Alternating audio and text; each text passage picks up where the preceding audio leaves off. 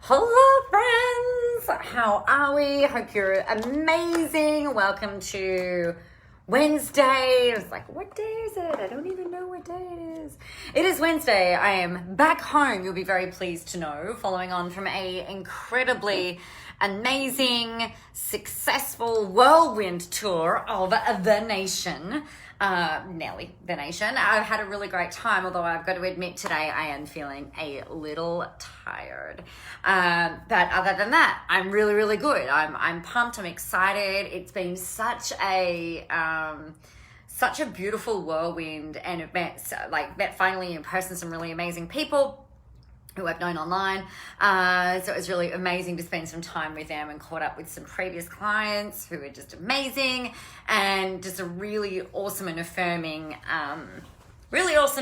trip actually. So yeah, that's where we are at today. So I feel like I'm back into it. I did not get the chance to talk to you yesterday. I landed into the airport here, got in the car, drove straight to the tattoo place and sat in a tattoo chair all day. So, yes, that is what happened there yesterday. And I was so exhausted that I just didn't even really think about even letting you guys know that I wouldn't be on. So thank you for your patience. So there we go. So welcome to Wednesday. It is a beautiful day.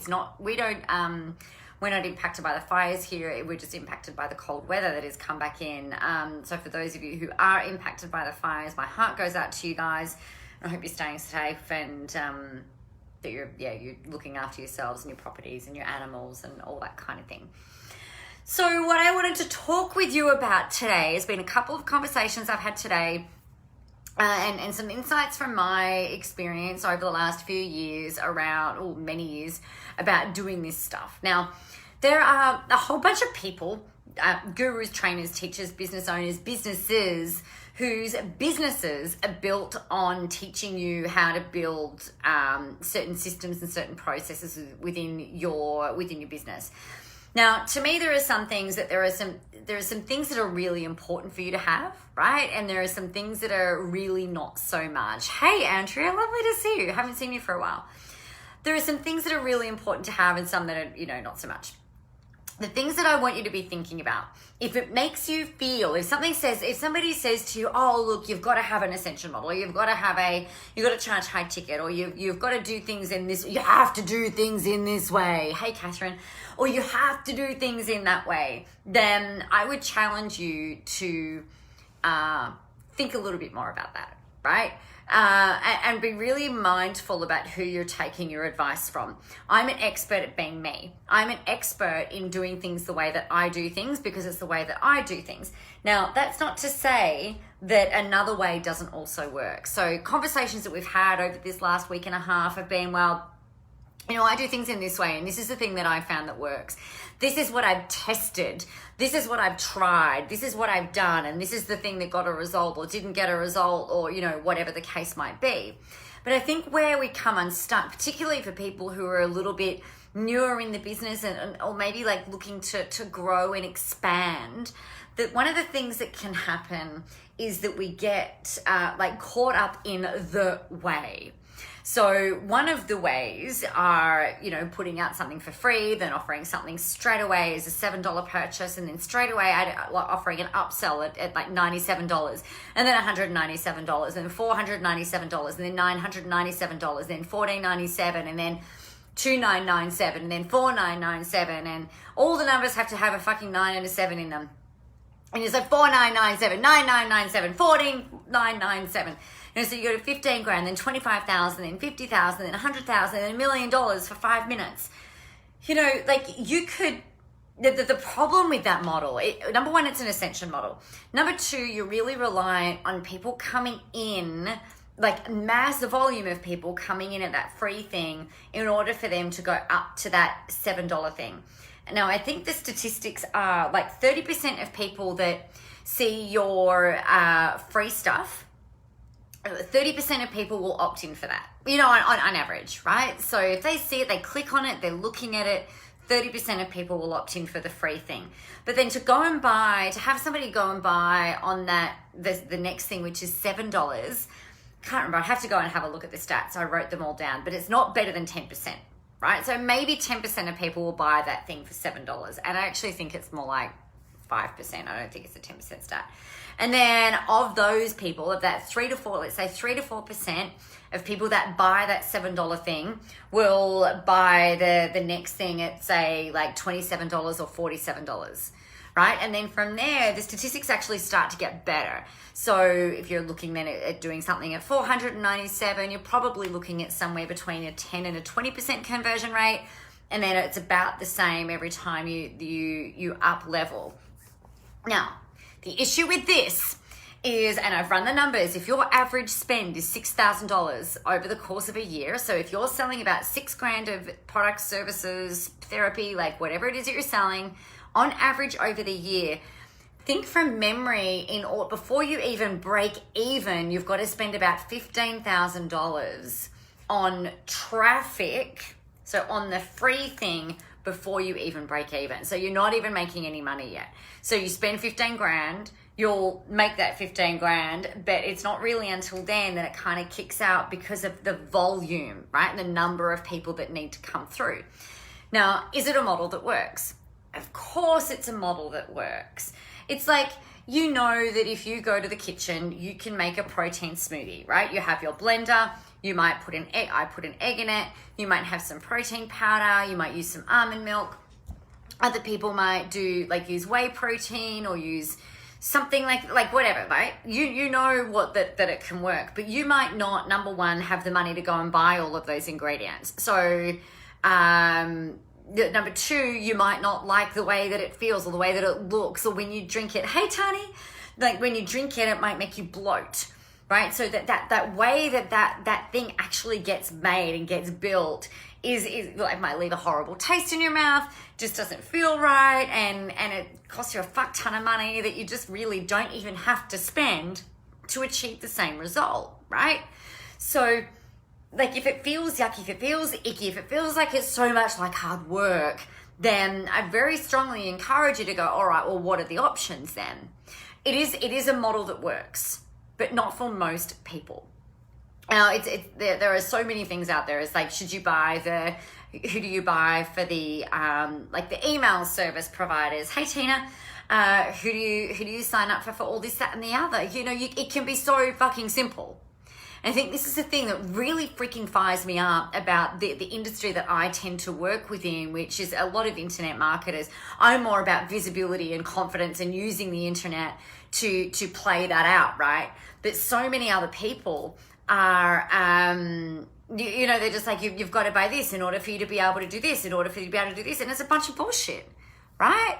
Hey, Tani, I think I love the message. Oh, great. I'm glad.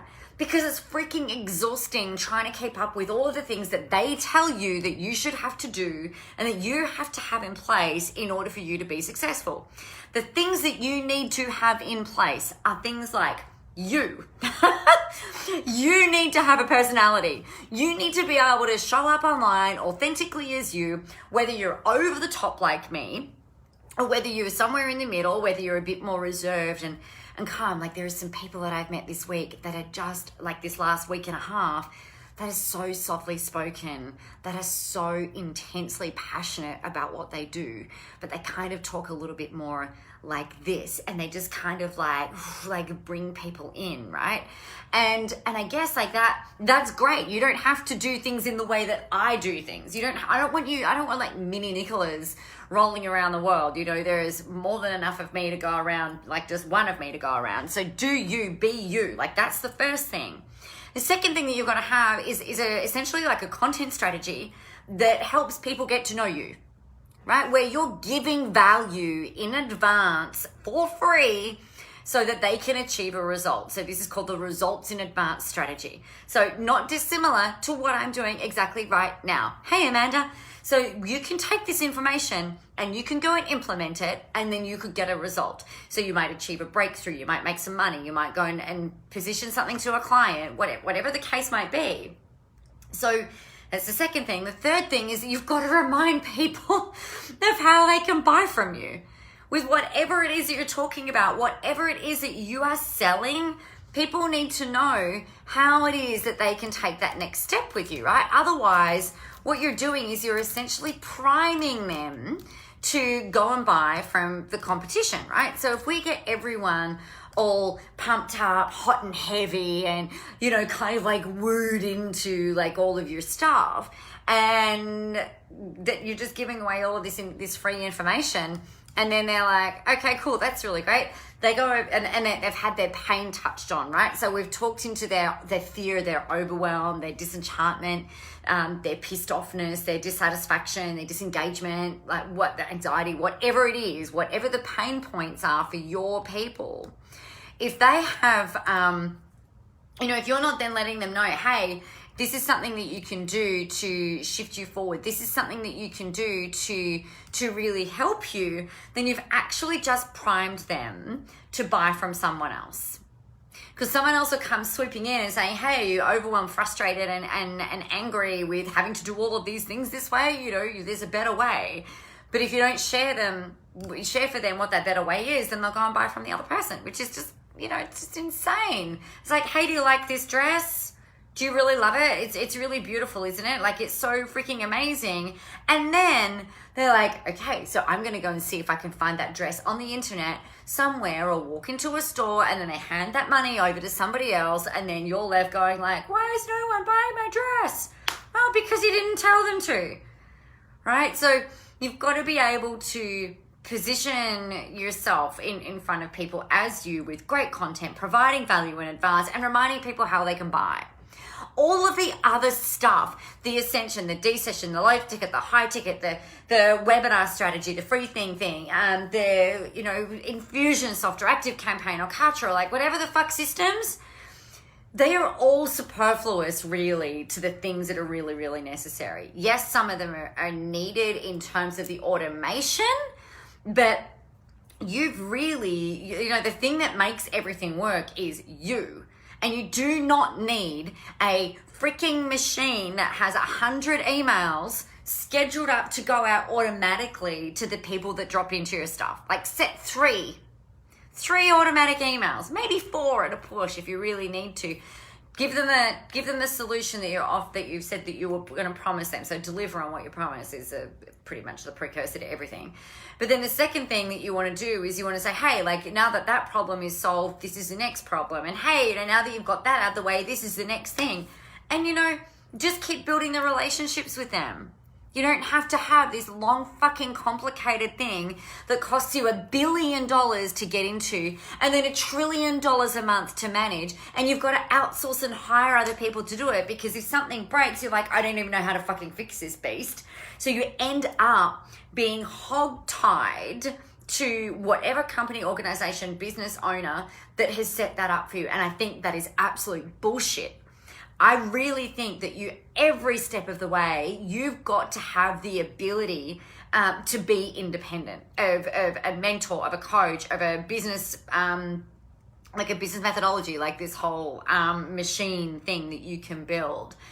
I just think that there is so much unnecessary complication going out there in the world. And do you know who benefits from that? The people that are selling it to you, right? You don't need all those complicated things. You just need simple, you need easy, you need things that are going to provide a strong framework so that you can get out there and do the thing that you're doing, as well as have some automation. There is some, like I said, there is an importance in that piece. But other than that, you don't need all the guff. If you really want to lose weight, you actually don't even need to go to the gym. You've just got to, change the way you eat. If you really want to exercise and you can't afford it, you don't need to go to the gym. Go for a run around the park or the street or the bush or wherever the fuck you live. Go up and down the beach. Run up and find some stairs and run up and down the stairs. You don't have to go to a gym. One of the things that I shared, just realized how fast I'm speaking. I got really excited. One of the things that I shared in the room in Perth, because one of the ladies got up and was presenting her content, which is really fucking badass.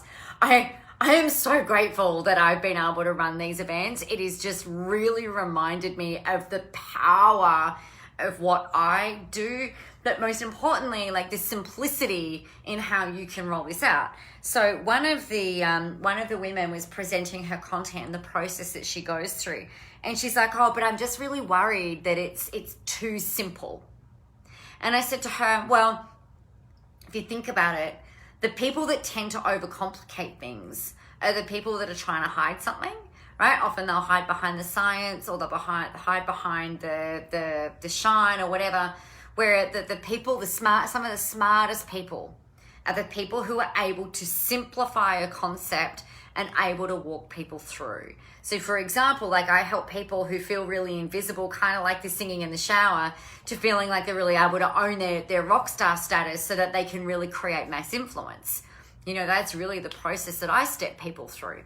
And for her, she was just like, "Oh, I get it. You know, not everyone needs the science. Not everybody needs the data. Not everyone needs all of that stuff that goes along with it. So the more simple you can make it, what's the other benefit to that?" That's right. The less things that can go wrong. Yeah, the simpler it is, the less things that can go wrong. So it becomes really easy if something's broken for you to go, "Oh, there's only one point where that can be not working. Let's go fix that right now." Yeah? Yeah. All right. So there you go, my friends. I am going to love you and leave you to your day. I am going through stuff like this in Social Rebels that starts on Friday. I'm very, very excited. There is I've just put the link underneath there. If you go there, you can get yourself signed up and ready to roll on Friday. But other than that, get out there. Go help some people. Keep it fucking simple. All right? And most of all, remember that the world is ready for your brand of awesomeness. All right, everyone. I love you. Have an amazing day, and I will talk with you tomorrow.